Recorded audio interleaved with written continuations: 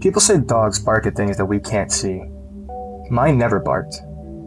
Rusty was 12 years old, half blind, arthritis in both hips, barely even enough energy to chase squirrels anymore. But 3 weeks ago, he started sitting by the back door every night, just waiting. And every night, at exactly 1:37 a.m., something came out in the woods calling his name. So, for some context, so I live alone in northern Montana. My nearest neighbor is over 3 miles away. It's just me, Rusty, and a lot of trees. The first time it happened, I thought I was dreaming. I woke to Rusty whining softly. He wasn't barking. He was whining. He sat by the sliding glass door, his tail wagging. Outside, there was nothing. Nothing but darkness. And then I heard it. It was a man's voice. It was soft, and it was friendly.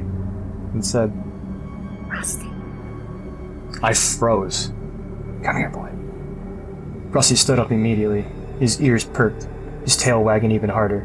But the voice wasn't coming from the yard.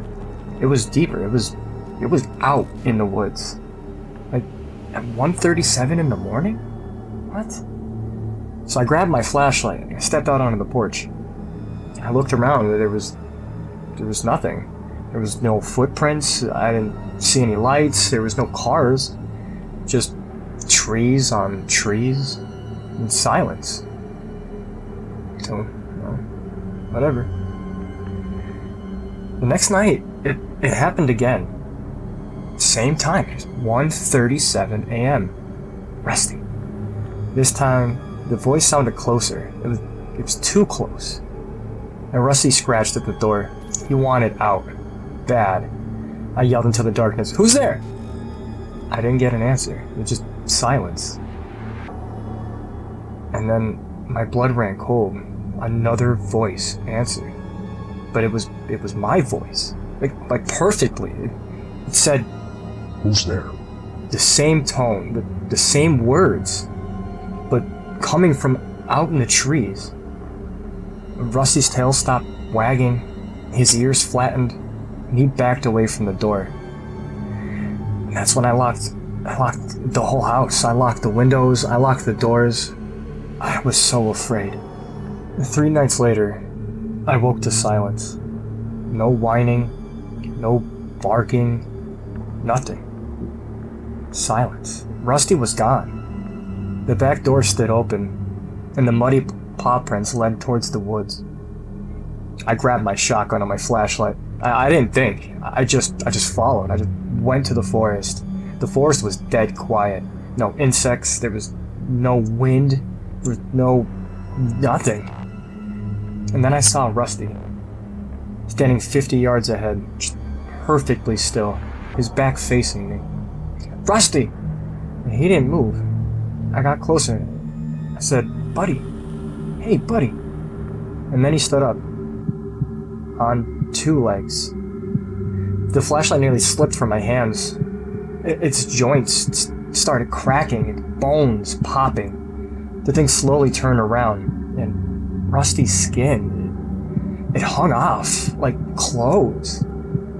Underneath was something impossibly thin, tall, too tall. Its antler-like branches scraped the trees, its eyes reflected white. And then it smiled.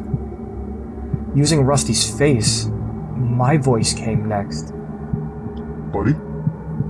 Exactly how I said it. And then another's voice. My mother's? She's been dead for 8 years. Sweetheart? And then my father's. And then my own again. All of these voices coming from that horrible thing, all at once. I ran. I don't even remember reaching the house. I only remember slamming the door and hearing footsteps circle outside until sunrise. Not paws, okay? Footsteps. Human footsteps. Human-like. Anyway. The sheriff found nothing. There were no tracks, no Rusty. There was no evidence.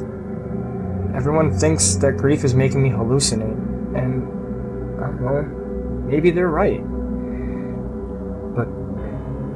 But every night at 1:37 in the morning, I hear scratching at the back door, and Rusty's tail hits the wood. Thump, thump, thump. And then something speaks in his voice. Soft, patient, almost lovingly. Dad? Can I come inside now? Alright, all. Thanks for hanging out with me, the Stone Narrator. Don't forget to drop a like, a comment, and subscribe for more stories. And if you yourself have a story of your own that you would like me to narrate, drop a message. And until then, stay cautious, stay curious, and try to not become the subject of the next story.